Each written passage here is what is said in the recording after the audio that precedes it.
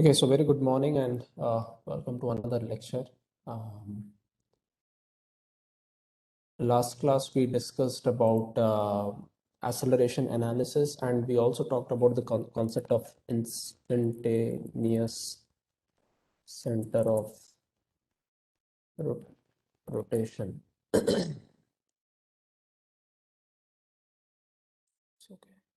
So let us review this concept of instantaneous center of rotation as we did a little quickly. But let us do it with the help of an example, which we had seen it before, but let's revisit that example by the help of instantaneous center of rotation. So the example was of a slider crank mechanism, right? So this is what we have seen this example. And if I draw a point line diagram, it is something like this.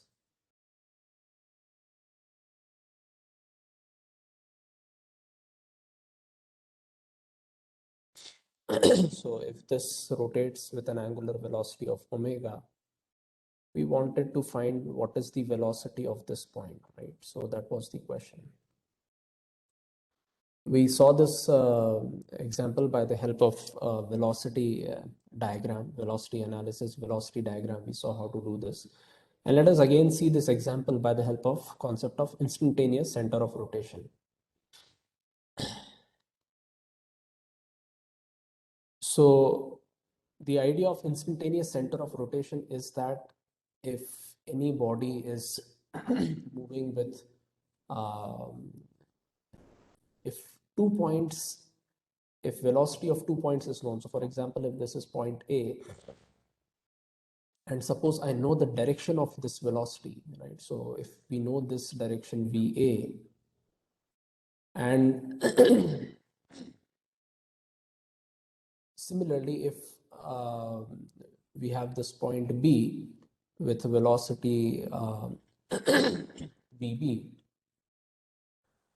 then this instantaneous center says that this body is at this instant undergoing a, we can say that it is undergoing a pure rotation about a point which is an intersection to these two lines perpendicular to these two velocities. So if I draw a line which is perpendicular to this velocity, very good diagram, but yeah. So this green line is perpendicular to this velocity VA. And similarly, we have this velocity, this line, which is perpendicular to this. So this is perpendicular here and this is perpendicular there. So then we can say that this whole body is in pure rotation about this point C, right? So this point C can be anywhere in space. It can be on the body. It can be even at far away at infinity. So this point C can be at any position, at any place. And we can say that this body is at this instant, it is in pure rotation about this angular velocity omega, about point C. At next instant, again, the point C is going to change, but this is the story at this instant. So that is the concept of instantaneous center of rotation. And let us use this to analyze this mechanism here, right? So if the input is on this crank AB, and if it is rotating with an angular velocity of omega, then we can say that velocity of point B is going to be in this direction, which is going to be perpendicular to the length AB. So that is one thing that we know. So VB is completely known. We know the direction as well as we know the magnitude because these lengths R and L are given to us. VB is known. The next thing we know is that velocity of point D has to be horizontal because this is a piston which has to move horizontally. So the velocity is going to be in this direction only, right? It's going to be horizontal. Now, if I want to find the instantaneous center of rotation of the rigid body BD, right? So this is BD, which is the connecting rod. And if I want to find the instantaneous center of rotation, then it has to be perpendicular to both velocities VB and VD, right? So now BD is a rigid body, and on this rigid body, if I know the velocities of 2 points, at least I know the directions, then I can, so this is one direction I know, and this is the second direction I know. We can draw perpendiculars to these directions. So the perpendicular to this is going to be along the length AB only, right? So this is one direction. The second is perpendicular to this thing will be some from here, go somewhere here, and it will intersect somewhere here. So again, the diagram is going to be a little messy, but this is the point C, and this is, I'm talking about the bottom diagram, right? It's going and intersecting on the top. Let's see if I can give some extra space here. Oh, it's possible. Great. So let me up this off.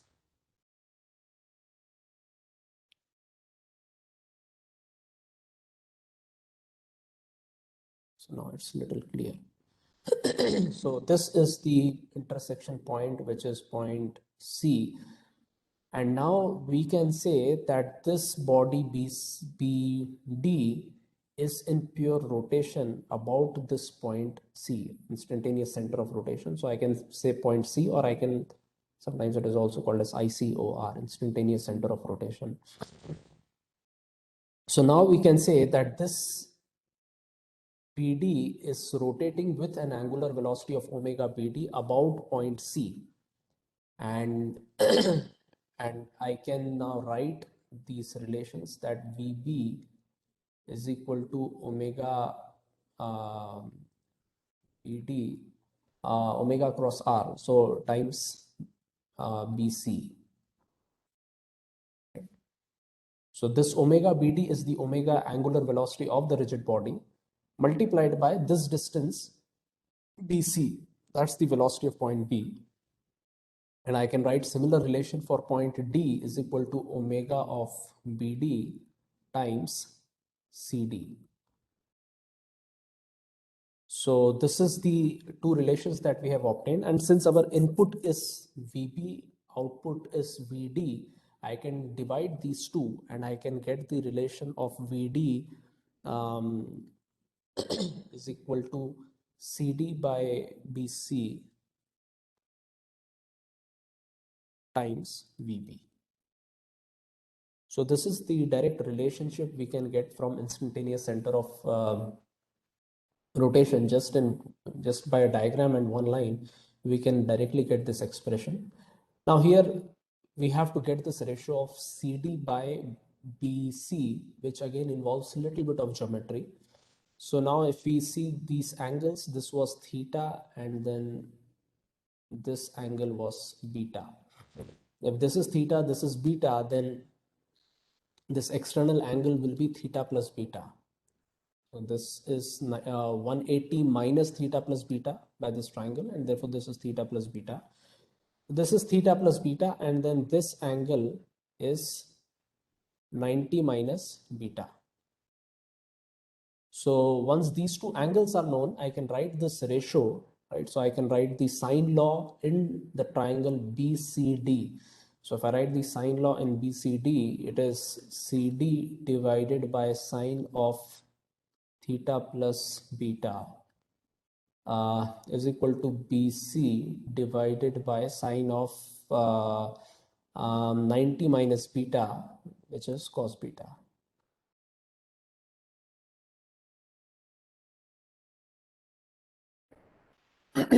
And therefore this ratio CD by BC is sine of theta plus beta divided by cos beta, and your VD is equal to this times VB, right?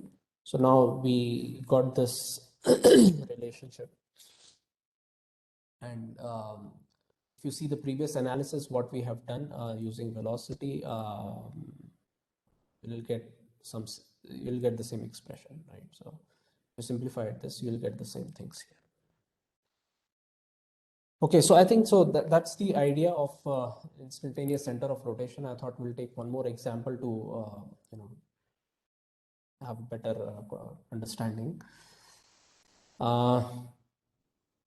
And as discussed in the last presentation, so this so this instantaneous center of rotation is only good and valid for velocity analysis. So for acceleration, we have to do the detailed analysis what we have done in the last class. Okay, so now the next topic that I wanted to discuss today is the time derivative or rate of change of vector with respect to a rotating vector. Okay, now this is a more general topic and can have a lot of different types of applications. And as I said, it's a general topic. So what are some of the applications and why we want to study this topic? So one of the very important application is if we want to consider the effect of rotation of Earth in doing an analysis. So for example, if this is the Earth and we are on the surface of the Earth, and let us say this are, and all our measurements are with respect to certain axis here. So we have an axis attached to the surface of the Earth where we are located, and let's call this as small xyz, xyz, and all our measurements are done with respect to this small xyz axis. Now the Earth is also rotating, right? So we are on a rotating reference frame, and now if you want to measure the things with respect to the center of Earth, so if I assume that if I want to measure the accelerations or do the calculations with respect to the center of Earth, then I'll call this as capital XYZ. And this small xyz has got an angular velocity, let's say omega, right? So this small axis, small xyz axis, which is attached to us on the surface of the Earth from which we are measuring, it is actually a non-inertial reference frame and which is rotating with an angular velocity of omega with respect to the capital XYZ. So what we want to do is we want to express the measurement. So all our measurements that we are doing is with respect to small xyz's. With respect to the surface of the Earth is in small xyz, and we want to do a transformation from small xyz to capital XYZ to do the measurements of any vector in general, right? So it can be position vector, it can be velocity, and so on. So how do we do that? So that is what we are going to discuss in this section. To simplify the analysis, we will keep it on same center. So let us say this is the capital XYZ, and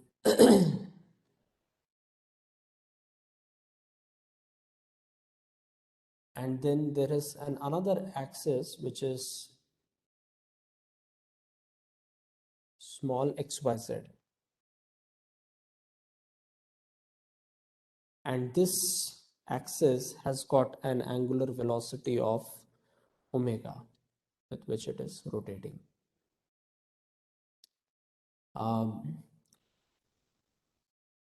And now we are measuring a quantity, let's say we are measuring the q vector. So this is the q vector. Q can be any quantity. Now we are measuring this q in and we will try to get a relationship of the q dot with respect to small xyz and with respect to capital XYZ. So we will try to get a relation between the q dot measured from these two reference frames.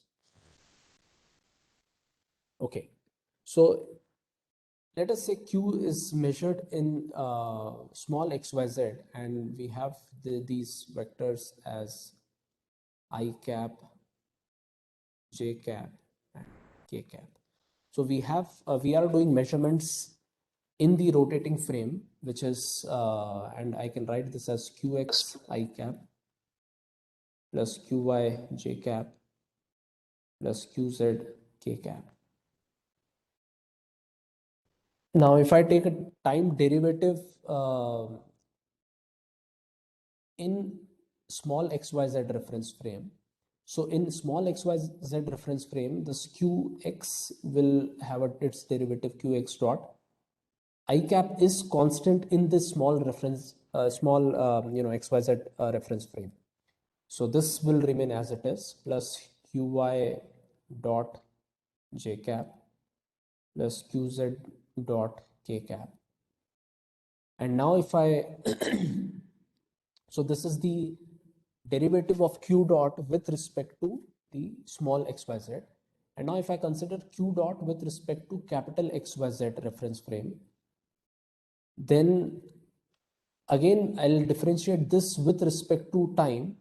But now here I cap is also going to get differentiated, because I cap is not fixed with respect to the capital XYZ frame, because that is also rotating. So therefore now we will have two terms, we'll have multiple terms here. So one thing will be q dot x cap I cap plus so I'll this plus qx times d by dt of I cap plus qy times dj by dt plus qz times dk by dt. So this is the time derivative of q vector with respect to the capital XYZ reference frame. Now the first, these terms, this is actually the local derivative. So I can say this as q dot with respect to small xyz plus qx times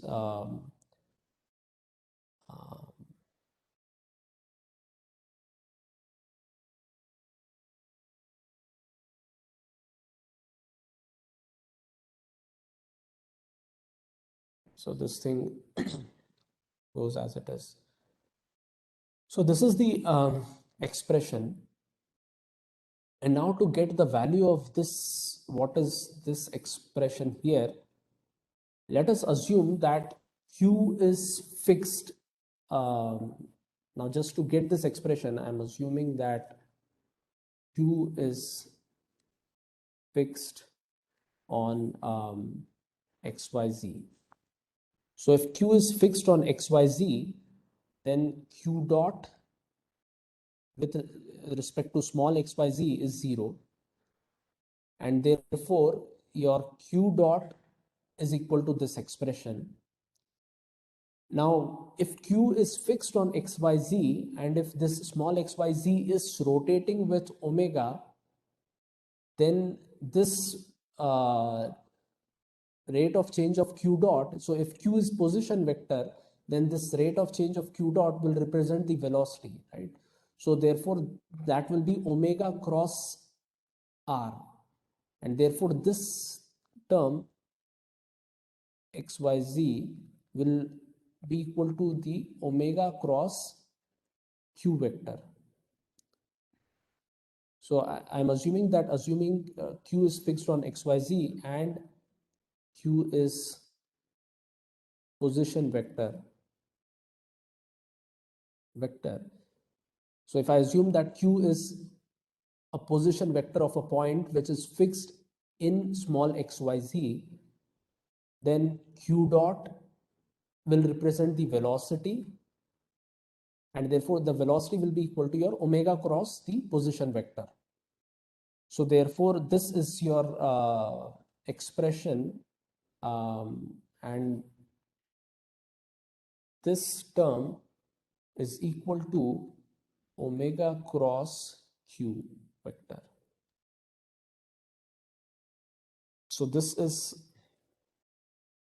one of the expressions, and if I substitute it back to the main equation, what we get is q dot measured in capital XYZ is equal to q dot measured in small xyz plus omega vector cross q vector.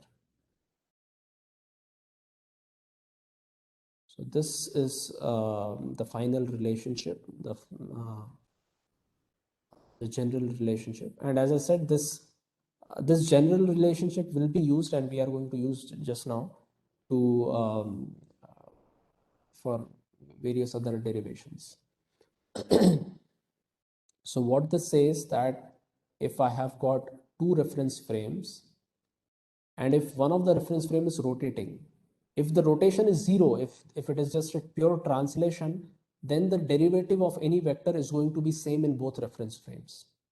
But if I have one reference frame which is capital XYZ, and if I have another reference frame which is small xyz, and if this reference frame has gotten certain angular velocity, then the measurements made in this small xyz reference frame can be converted to the measurements in fixed frame by using this so-called transformation. So I can say that the derivative of any vector measured in the fixed frame is equal to derivative of that vector measured in the rotating frame plus the omega cross that vector, omega of the frame cross product with the vector which we are analyzing. So in fact, this is the term which is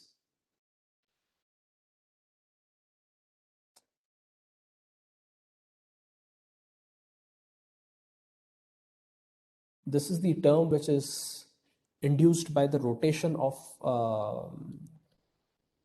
XYZ.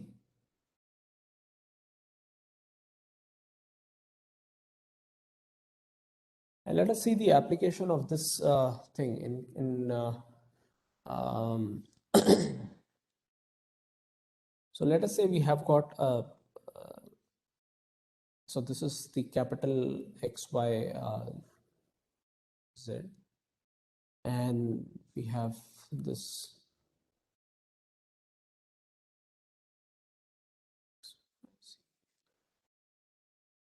and we are measuring a point P, and we are measuring the R vector here, right? So now here the Q is changed to R. So R measure, we can measure it in both reference frame, and we are going to measure it with respect to the red reference frame. But now R dot, the velocity in capital XYZ, using the above relationship, we can write this as R dot with respect to small xyz plus omega cross R vector. If this is rotating with an angular velocity of omega, then the velocity measured in the fixed frame can be related to velocity measured in the rotating frame plus this extra term omega cross r. And if I go one step ahead, and if I want to calculate acceleration of particle, so this is your velocity of particle measured in the fixed reference frame.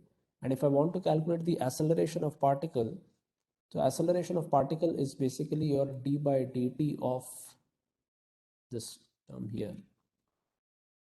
And if I differentiate this expression here, so it is, let us first write down this term. So this term derivative is omega dot cross r vector plus omega cross d by dt of r vector plus d by dt of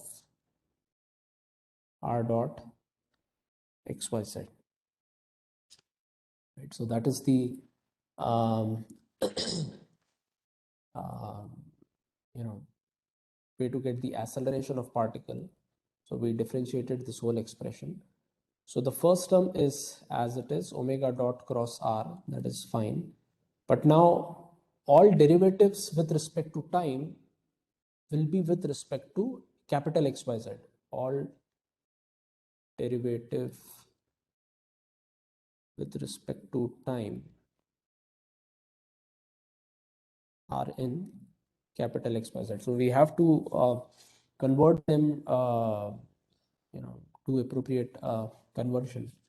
So this, the second term, which is omega cross r dot. So this r dot has to be expressed in terms of the local frame. So r dot capital XYZ is nothing but your r dot with respect to small xyz plus omega cross r.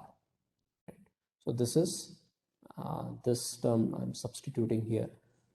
So this time derivative with respect to the capital XYZ frame is converted to the local frame because the velocities and accelerations are observed in the small XYZ frame. That's the frame of our observation. So therefore, everything has to be converted to small XYZ. So this capital XYZ is converted using, to our observation frame, which is this thing. Plus, we have another term which is d by dt of r dot xy z frame here. Now this term, again, if I look at this term here, so this is again d by dt of, to take time derivative again we will expand this. So this is going to be your r double dot, or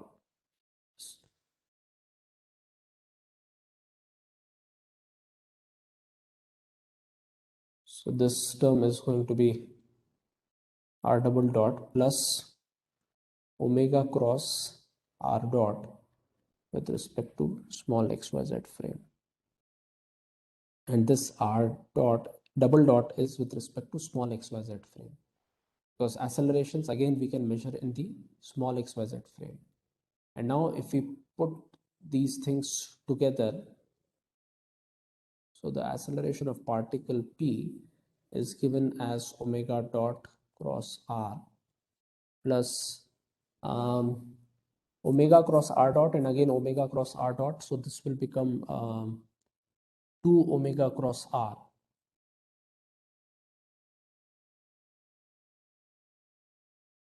dot, and this is measured in small xyz frame, plus omega cross r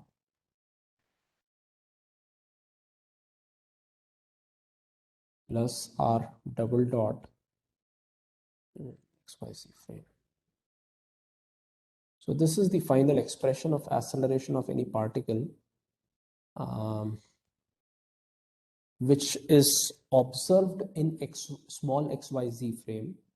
So you can see here the velocity and acceleration are observed in the small xyz frame.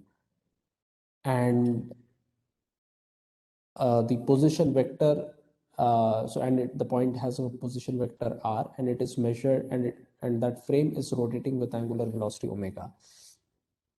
In fact, we have seen some similar terms, and this is the term which we call as Coriolis acceleration.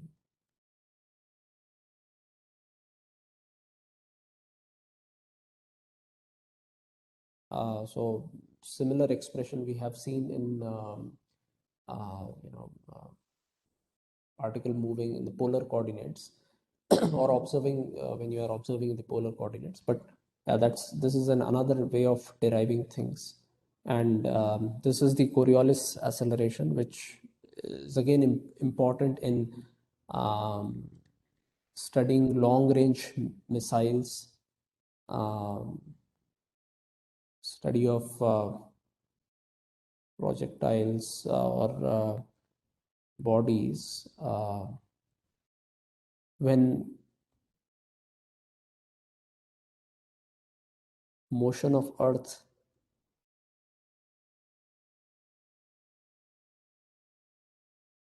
or rotation of Earth is important, right? So if you're talking about very long range missiles or even like study of climate change and so on. So when the rotation of Earth has to be considered, then this term is this is the full way of considering this term when you have the rotation of Earth to be considered. So I think so we'll stop this discussion as of now.